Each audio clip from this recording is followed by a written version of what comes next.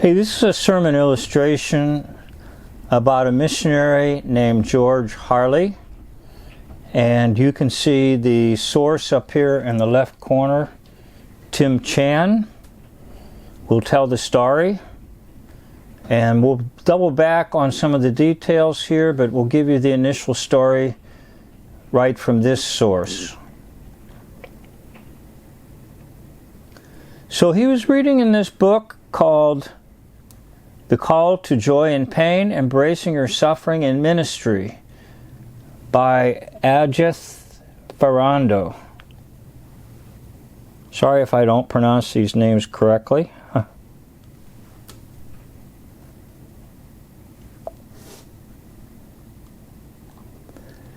So Harley was a missionary in Liberia, Africa, and he was a Methodist, I believe Methodist Episcopal, and he went to a little spot called the Ganta Mission in 1925. Now he was there with his wife. I believe his wife was pregnant when they first arrived at the mission station. For about 4 years, he made all kinds of attempts to get the locals to come to church services, and nothing happened. Now, this man was also a medical doctor, anthropologist, carpenter, kind of a do-all and do-everything missionary. Now, they had a son while they were there, probably in 1925 or 1926, I'm not sure. And the son lived to be about 4 years of age, and he died from tropical fever.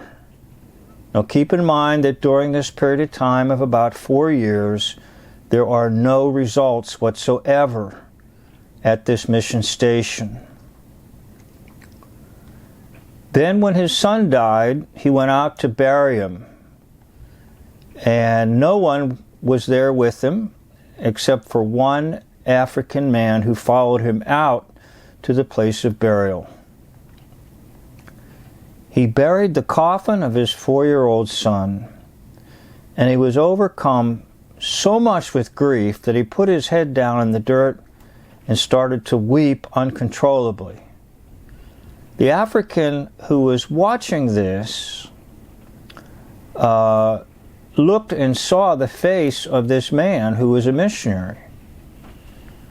And then he ran, meaning the man who watched it, the African who watched it, ran to the village crying, white man, he cried like one of us."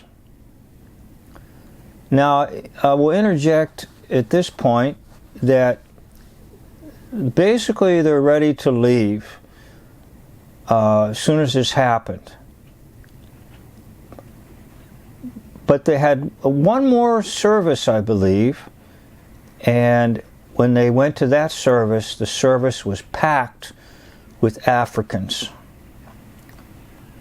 They almost left, but through the death of his own son and the burial of his own son, there was wonderful success.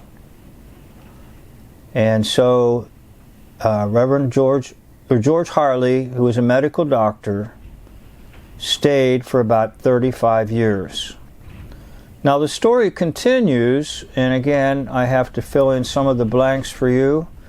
The story continues that after he got back to the States, someone came up to him and said, "Wasn't it really a shame that your son had to die in order to see this amount of success that you had in Liberia?" And he said, "Well, wasn't it a shame that God had to send his son, and his son had to die?" So here's a picture of George Harley, who originally came from Asheville, North Carolina, born in August of 1894,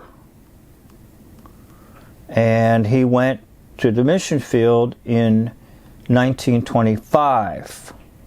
It says Methodist, but I believe it was Methodist Episcopal, the station itself. So the incident of his son dying would have probably have been 1929 or 1930. Keep in mind he was a medical doctor, he was an anthropologist, he was a metal worker, he was a carpenter, and he built a church, a school, and they even established a leper colony.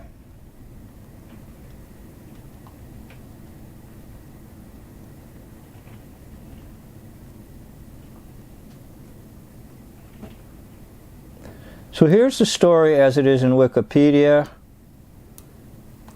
It says his skill became well known, and sometimes he had to treat up to 160 people a day.